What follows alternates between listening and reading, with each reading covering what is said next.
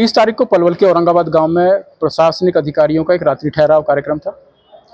जिसमें तमाम प्रशासनिक अमला था, डीसी साहब थे, एसपी साहब थे और तमाम अधिकारी थे। और यही नहीं, कम से कम 1800 लोग भी औरंगाबाद गांव के और आसपास के गाँव के मौजूद थे। वहीं मैं भी कवरेज के लिए गया हुआ था, 2 और साथी, जिसमें भूटानी जी थे, सतीश भूटानी जी, बहुत पुराने, बहुत वरिष्ठ पत्रकार हैं पलवल के, और संजीव राठौर जी, जो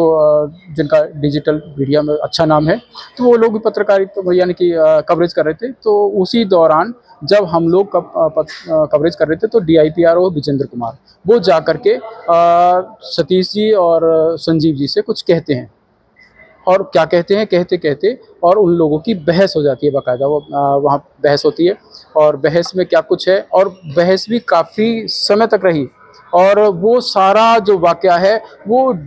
SP और DC साहब के सामने, मंच के सामने हुआ। और यही नहीं, वो जो DIPRO है, जो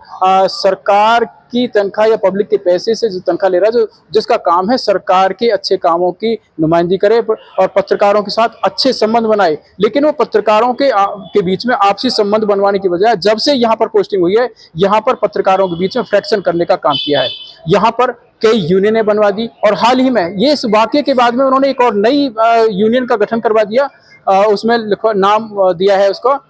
मान्यता प्राप्त पत्रकार। और वो मान्यता प्राप्त पत्रकारों को लेकर के आज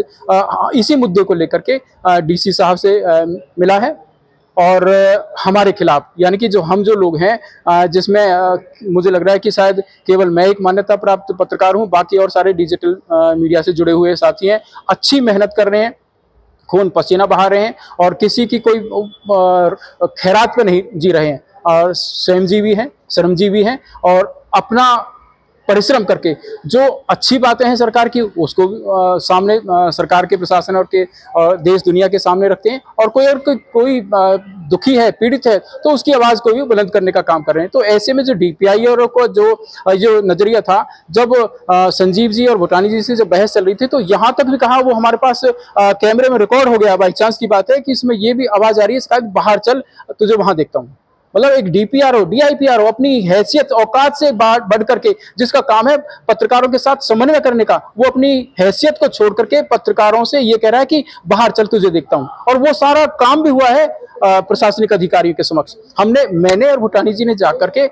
SP साहब को, DC साहब को अवगत कराया कि यहाँ का जो DIPRO है, वो पत्रकार साथी को चैलेंज करके यहाँ से लेकर के गया, न जाने क्या करेगा। और उनके साथ साथ DIPRO के साथ में DIPRO की जो टीम थी, 7-8 लोग जो थे, वो भी साथ गए। तो मैं उन लोगों को जब वहां पर जो गए थे, तो DC साहब और DC साहब को जो बता रहा था, ADC को, इन अधिकारियों को जो बता रहा था, उसी दौरान फिर मैं ये कह करके बाहर निकला कि पता नहीं कितनी पिटाई कर दें, उठा के ले जाएं, क्या करें संजीव के साथ में। तो वहां जाकर मैं देखा तो DIPRO संजीव को गालियां दे रहा था, और जब मैंने देखा ये तो बहुत कुछ है, और वो घेरा हुआ था बुरी तरह से, तो मैंने अपना मोबाइल ऑन किया और मैं रिकॉर्डिंग करने की कोशिश करने लगा। मतलब रिकॉर्डिंग जब शुरू हुई तो DIPRO ने अपना मुंह बंद कर लिया, और उसके बाद वो मेरी ओर मुखातिब हुआ और सीधे तू तड़ाक करके भाषा में बोला कि तू इन यूट्यूबर्स को क्यों लेके आया। मैं लेके आया, यही कहा कि तू ही तो लाया है। मतलब ये भाषा, तू तड़ाक की भाषा जो करी, जब फिर मैंने जब कहा कि ये कौन सा तरीका है इस तरह से इस भाषा में बात करने का, तो DIPRO ने मेरे कैमरे पे हाथ मारा, यानी कि रोक दिया। 2 बार उन्होंने हाथ मारा है, रोका है, और उनके जो साथी जो थे उन्होंने भी काफी प्रेशर बनाया कि मैं कैमरा ना चलाऊं। तो जो ऐसे DIPRO हैं, जो सरकार की नीतियों का बखान करवाने के लिए, ये पत्रकारों के साथ जिनका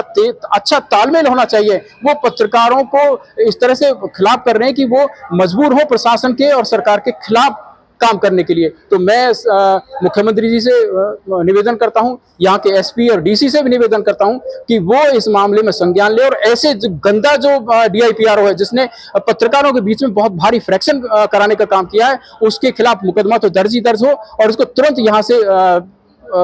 यहाँ से तबादला किया जाए, और उसके खिलाफ मुकदमा दर्ज किया जाए, और उसके खिलाफ विभागीय जांच शुरू करवाई जाए। बातचीत करेंगे जिस तरीके से ये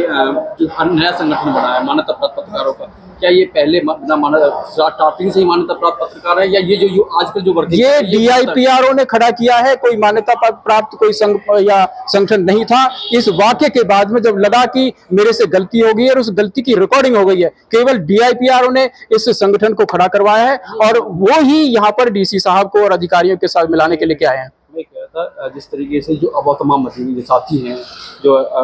सोशल मीडिया पत्रकार है, क्या ये आगे मान्यता प्राप्त नहीं होंगे जिस तरीके से? हाँ, वो चर्चा भी हुई थी, मैं भी तो एक बैठक में था, तो मैंने उनको कहा कि चलो ठीक है, वहां पर जो मान्यता प्राप्त तथाकथित मान्यता प्राप्त जो पत्रकार थे, मैंने उनसे पूछा था कि भाई सतीश भूटानी जी हैं, पूरा इलाका जानता है, आज तक जितने भी यहाँ पर मुख्यमंत्री हुए हैं वो सब जानते हैं, बाई नेम जानते हैं, पहचान है उनकी, और आप भी पत्रकार हो और पत्रकार होते हुए आप उन्हें पत्रकार होने से मना कर रहे हैं, यानी कि बड़ी शर्मिंदगी वाली बात थी। उन्होंने ये साफ साफ कह दिया कि वो अब पत्रकार नहीं है तो पत्रकार नहीं है। उन्होंने उदाहरण भी दिया राजनीतिक लोगों का कि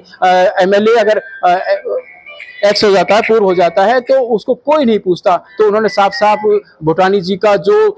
इस पलवल की धरती के लिए जो मेहनत रहा है, उन्होंने पूरा जीवन लगाया, 28-30 साल उनको पत्रकारिता करते हुए हो गए, तो उनको भी उन्होंने एक तरह से नेग्लेक्ट किया और केवल ये DIPRO के कहने पे किया है। और जो मैंने पहले कही है, ये जो फैक्शन करने का जो काम DIPRO कर रहा है, उसको ना केवल पलवल से हटाया जाए, उसको सजा भी मिलनी चाहिए, और उसको नौकरी से, इस नौकरी से नहीं, कहीं भी वो पब्लिक की नौकरी करने लायक भी नहीं है।